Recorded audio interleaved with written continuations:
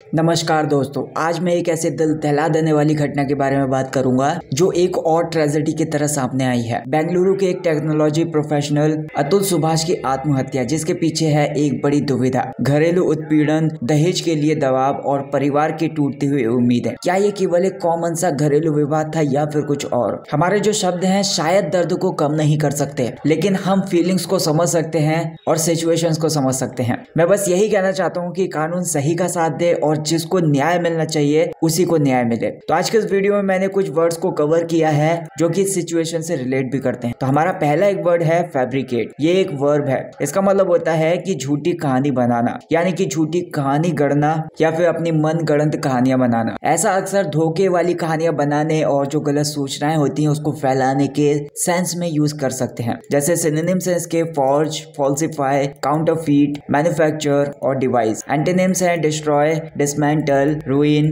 Undo और reveal. तो यहाँ पर एग्जांपल्स हैं जैसे कि Nikita allegedly fabricated stories about her husband's cruelty to file a case. मतलब निकिता ने अपने पति की जो क्रूरता की कहानियां थी वो झूठी कहानी बनाई थी ताकि वो एक केस दर्ज कर सके या फिर एक मामला दायर कर सके। Subhash claimed the allegations were fabricated and had no evidence. मतलब सुभाष ने ये क्लेम किया या फिर सुभाष ने ये बताया कि जो भी एलिगेशंस लगाए गए थे या फिर जो भी आरोप उसके ऊपर लगाए गए थे वो सारे के सारे मनगढ़ंत थे या फिर झूठे बनाए गए थे। एंड हैड नो एविडेंस, और उसके पास उसका कोई भी सबूत नहीं था। Don't fabricate excuses when you are late for the work. मतलब काम के लिए देर होने पर बहाने मत करो, या फिर जब आप काम के लिए लेट हो जाते हो तो उस टाइम पर एक्सक्यूज मत बनाओ या फिर झूठी कहानियां मत बनाओ। अगला वर्ड है हमारा कॉन्विक्ट। ये एक वर्ब है। इसका मतलब होता है किसी पर्सन को दोषी ठहराना, किसी पर्सन को अपराधी ठहराना। मतलब जैसे कोई भी पर्सन है उसको कानून के तहत दोषी ठहराना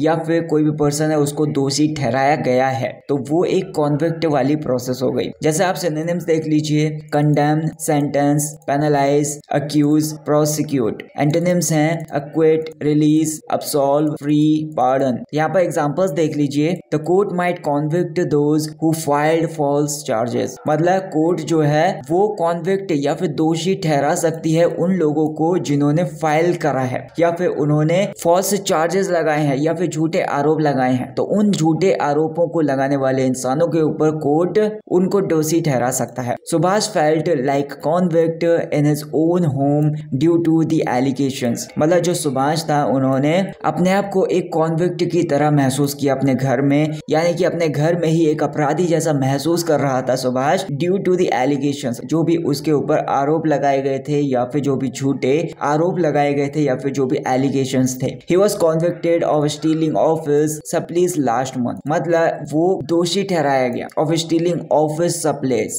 मतलब जो ऑफिस की जो भी चीजें थी उनको चोरी करने का या फिर उसने चोरी की थी तो इस चीज के लिए उसको दोषी ठहराया गया था last month. In my daily routine I ensure not to convict anyone without evidence. मतलब अपने जो भी डेली रूटीन है मेरा उसमें मैं सुनिश्चित करता हूँ कि बिना किसी सबूत के मैं किसी को दोषी ना ठहरा दूं, या फिर अगर मैं किसी को दोषी ठहराता हूं या फिर कोई भी अपराधी मैं किसी को ठहराता हूं तो मेरे पास उसके लिए सबूत होने चाहिए। हमारा अगला वर्ड है हर्डल। ये एक नाउन है। इसका मतलब होता है किसी का झुंड आप बोल सकते हो, या फिर आप ऐसा बोल सकते हो जैसे जानवरों का झुंड होता है। तो इसका मतलब ये है कि जानवर बहुत ज्यादा मात्रा में होते हैं या फिर ज्यादा बड़ी संख्या में जो जानवर होते हैं और एक जगह पर इकट्ठे हो जाते हैं तो उसको झुंड बोल सकते हैं। ऐसे ही हम लोगों का झुंड भी बोलते हैं। मतलब लोग एक जगह पर बहुत सारे इकट्ठे हो जाते हैं तो उसको लोगों का झुंड बोलते हैं। तो यहाँ पर सिनोनिम्स देख लीजिए, गैदर, क्राउड, क्लस्टर, असेंबल और ग्रुप। एंटोनिम्स हैं स्कैटर, डिस्पर्स, स्प्रेड, सेपरेट और डिवाइड। तो यहाँ पर एग्जांपल्स आप देख लीजिए। The family huddled together to discuss the ongoing case. मतलब जो फैमिली थी या फिर जो भी परिवार वाले थे वो हर्डल्ड टुगेदर, वो एक जगह पर इकट्ठे हुए या फिर एक जगह पर इकट्ठे होकर उन्होंने झुंड बनाया। To discuss the ongoing case, जो भी केस चल रहा है, जो भी मामला चल रहा है उस चीज के बारे में बात करने के लिए या फिर उसको डिस्कस करने के लिए। Subhash often huddled with his family to escape the tension. मतलब जो सुभाष था वो कभी कभी अक्सर हर्डल हुआ करता था या फिर अपनी फैमिली के बीच में बैठा करता था या फिर अपनी फैमिली के साथ झुंड बनाकर बैठा करता था टू एस्केप द टेंशन। मतलब जो भी उसको टेंशन थी उससे छुटकारा पाने के लिए या फिर उस तनाव से से बचने के लिए। During winter we huddle near the heater every evening, मतलब विंटर के टाइम पर या फिर सर्दियों के टाइम पर हम सब बैठ जाते हैं नियर द हीटर, हीटर के आसपास या फिर हीटर के पास में झुंड बनाकर बैठ जाते हैं एवरी इवनिंग, हर शाम को। अगला वर्ड है हमारा फाइन ट्यून। ये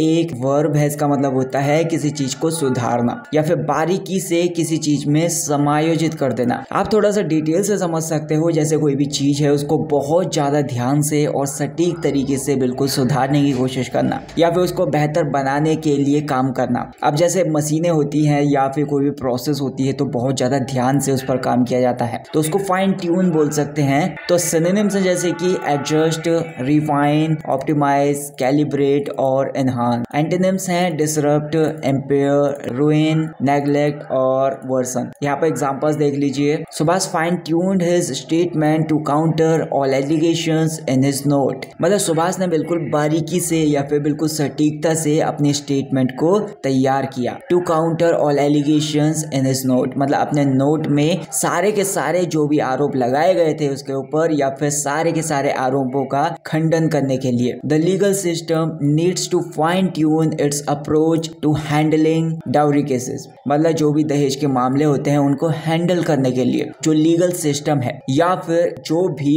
न्याय प्रणाली है उसको जरूरत है टू फाइन ट्यून, मतलब उसको सुधारने की जरूरत है या फिर उसकी जो भी प्रोसेस है उसको सुधारने की जरूरत है, उसको बेहतर बनाने की जरूरत है। सारे के सारे डाउरी जो केस होते हैं या फिर दहेज जो मामले होते हैं उनको संभालने के लिए। In my daily routine I fine tune my exercise plan every week, मतलब मेरे डेली रूटीन में या फिर अपने दैनिक दिनचर्या में मैं फाइन ट्यून करता हूँ या फिर मैं सुधारता हूँ या फिर बेहतर बनाता हूँ अपने एक्सरसाइज प्लान को या फिर मेरे व्यायाम की जो भी योजना है या फिर जो भी प्लान है मैं हर हफ्ते उसको सुधारता हूँ। नेक्स्ट वर्ड है हमारा एसजीओ। ये एक वर्ब है, इसका मतलब होता है किसी चीज को त्याग देना या फिर कहीं से बचना। बचने का मतलब ये हो गया कि जानबूझकर किसी को नकार देना या फिर उसको एक्सेप्ट ना करना। अब जैसे किसी की आदत होती है या फिर किसी का व्यवहार होता है तो उससे बचने की कोशिश करना, ऐसे बोल सकते हो, या फिर जानबूझकर उससे दूर होना। सिनोनिम्स हैं इसके avoid, shun, abstain, renounce, evade, और एंटोनिम्स हैं एक्सेप्ट,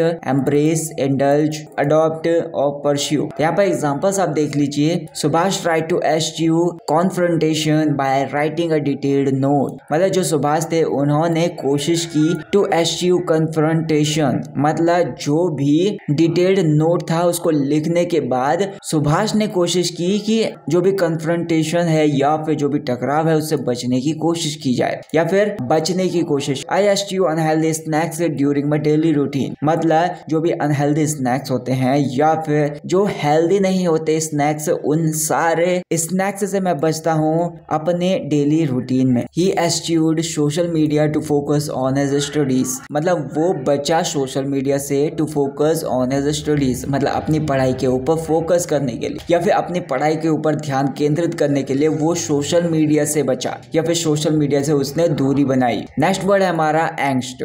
ये एक नाउन है, इसका मतलब होता है किसी पर्सन की चिंता बोल सकते हो, किसी पर्सन की बेचैनी बोल सकते हो, मतलब बहुत ज्यादा गहरी चिंता या फिर बहुत ज्यादा मानसिक तनाव को आप एंग्स्ट बोल सकते हो। तो सिनोनिम्स है जैसे कि anxiety, fear, worry, dread, unease. Antonyms हैं पीस, काम, सेरेनिटी, कंफर्ट और जॉय। यहाँ पर एग्जांपल्स आप देख लीजिए। Subhash note revealed his deep angst about the false accusations, मतलब जो सुभाष का नोट है उस नोट ने रिवील किया या फिर उस नोट ने उजागर किया या फिर उस नोट ने खुलासा किया। हिज डीप एंग्स्ट, मतलब उसके अंदर जो भी गहरी चिंता है, जो भी गहरी मानसिक तनाव है, उस सिचुएशन को उजागर किया। अबाउट द फॉल्स एक्यूजेशंस, जो भी उसके ऊपर गलत आरोप लगाए गए हैं या फिर जो भी झूठे आरोप लगाए गए हैं उस चीज के ऊपर। The wife expressed her angst about the dowry harassment, मतलब जो पत्नी है उसने अपनी चिंता को या फिर अपने दुख को या फिर अपने मानसिक तनाव को एक्सप्रेस किया या फिर उस चीज को व्यक्त किया।